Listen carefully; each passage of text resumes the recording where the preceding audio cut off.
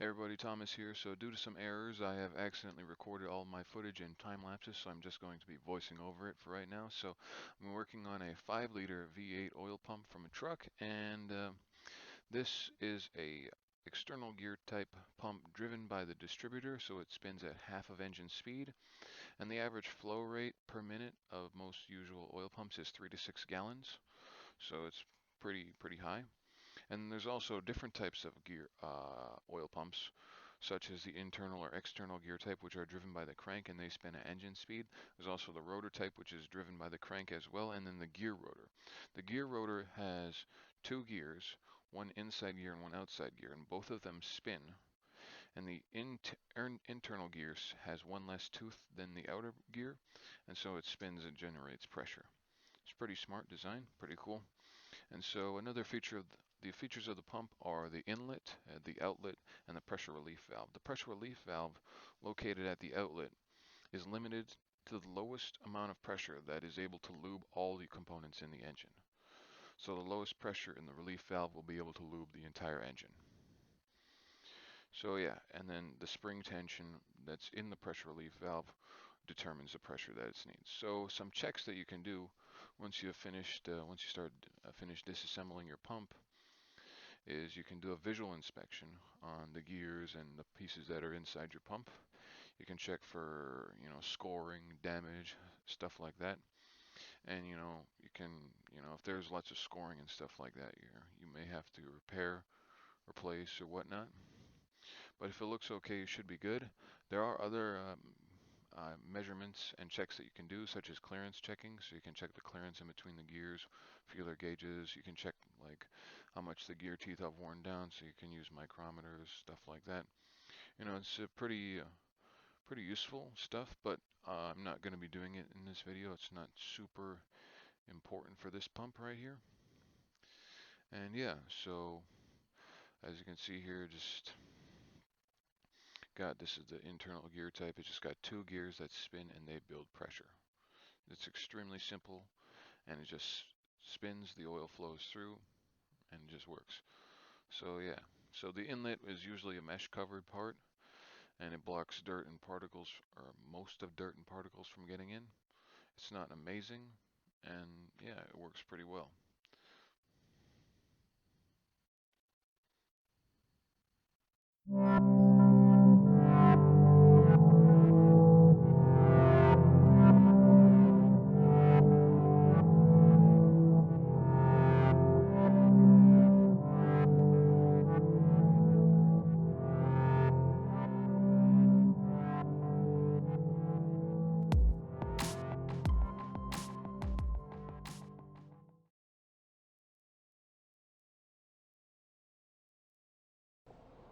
Alrighty, so now I've got everything all cleaned up. It looks pretty good, pretty nice now, pretty clean.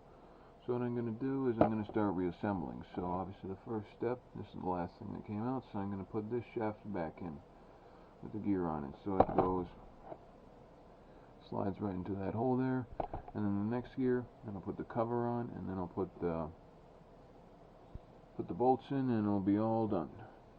So first thing I'm going to do is I'm just going to put some oil onto this thing just to make sure that it's all good and lubed when it goes in, so it's lubed once the engine starts back up again and stuff like that. That's pretty important, so I'm just going to put some oil on it.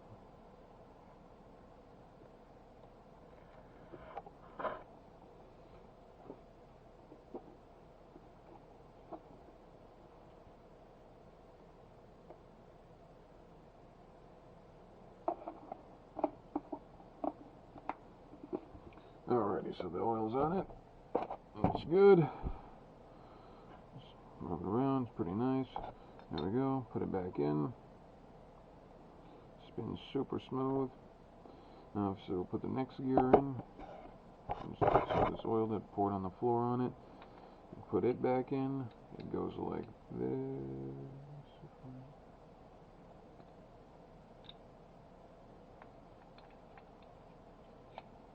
It goes like that, and see it's in there. Yeah, you can see it turns a lot freer now. Before it was a bit of a struggle. Like but now it turns pretty awesomely.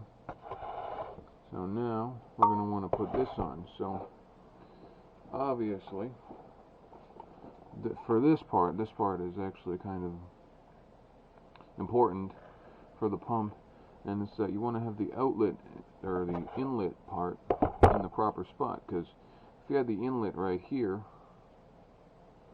I'm pretty sure that the pump wouldn't work really, because it would just be pushing the oil straight up through here, and it wouldn't be really compressing it. I mean, it may not matter. I'm not 100% on this, but I'm pretty sure it probably does matter which way the oil pump is on. So, and put it on. It looks like this way is the way that it goes.